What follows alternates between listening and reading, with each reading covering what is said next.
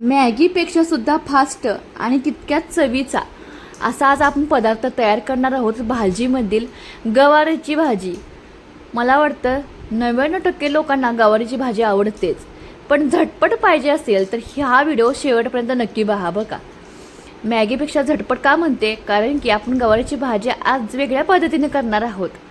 म्हणजे काय करणार आहोत, कांद्यामध्ये न भाजता किंवा कमी वेळामध्ये तुम्हाला गवारीची भाजी आणि चविष्ट पाहिजे असेल तर नक्की अशा पद्धतीने एकदा ट्राय करा. अगदी नवीनच आहे बरं का, कोणीही केली नसेल ते आपल्या सोनाली किचनमध्ये केली आहे पहिल्यांदाच. तर काय करायचं, गवारी छान अशी निवडून घ्यायची, स्वच्छ पाण्याने 2-3 वेळा धुवून घेतल्यानंतर त्यामध्ये तेल घालायचं, चांगलं तेल पसरून द्यायचं आणि नंतर हे आहे ते कढईमध्ये आपलं मोदक पात्र घालून तेल लावलेली गवारी त्यामध्ये घालायची. तर काय करायचं, एक ट्रिक वापरायची, म्हणजे हीच ट्रिक वापरायची. आपण आता ह्या मोदक पात्रामध्ये 10 मिनटं ना गवारी शिजवून घ्यायची. म्हणजे आपण जेव्हा फोडणी देणार आहोत तेव्हा 2 मिनटाच्या आत ही भाजी तयार होते. म्हणूनच म्हणले तुम्हाला, मॅगीपेक्षा फास्ट जलद अशी ही गवारीची भाजी तयार होते. ही पहिला शिजवून घ्यायची मोदक पात्रामध्ये अशी 10 मिनटं. आणि बघू शकताय मस्त अशी शिजली आहे आणि चवीमध्ये सुद्धा काही फरक पडत नाही, चवीला जबरदस्तच होणार. तर काय करायचं, कढईमध्ये 2 ते 3 चमचे तेल घालायचं आणि जिरे घातले की जिरे चांगलं तडतडलं की त्यामध्ये 2 मिडियम साईजचे बारीक चिरलेला कांदा घालायचा आणि हा कांदा छान असा अलटीपलटी करून परतून घ्यायचा.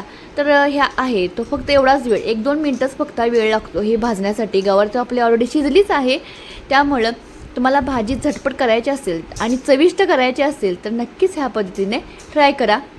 कांदा भाजल्यानंतर आपण टमाटरसुद्धा 1 मिडियम साईजचा घातला आहे, तो सुद्धा ह्यामध्ये परतायचा. हळद घालायची आणि लाल तिखट घालून सर्व साहित्य छान असं भाजून घ्यायचं. तर ही तुम्हाला सुक्की पाहिजे असेल, रबरबीत पाहिजे असेल, तशी पाहिजे तसं तुम्ही ह्यामध्ये पाणी ॲड करायचं. मी फक्त थोडंसं मला कचकचीत पाहिजे होती म्हणून थोडंसं पाणी ॲड केले. प्रत्येकाच्या आवडीनिवडी वेगळ्या असतात भाजी खाण्यासाठी. मला थोडीशी वलसर आणि जरा कचकचीत असली की भाजी खूप आवडते मला, म्हणून माझ्या पद्धतीने केलं आहे. तुम्हाला पाणी घालायचं नसेल तर स्किप केलं तरी चालतं.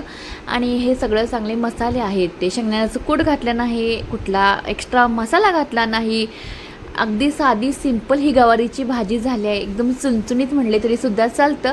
एक छोटीशी ट्रिक वापरा आणि भाजी तयार करा, खूप सुंदर चवीला होते. आणि बघू शकताय एकदम तुम्हाला वाटणारसुद्धा नाही, पटणारसुद्धा नाही. आपण अगदी 2 मिनटाच्या आत ही भाजी केली आहे. फक्त आपण थोडंसं वेगळ्या पद्धतीने केली आहे, चवीला छान सुंदर होते.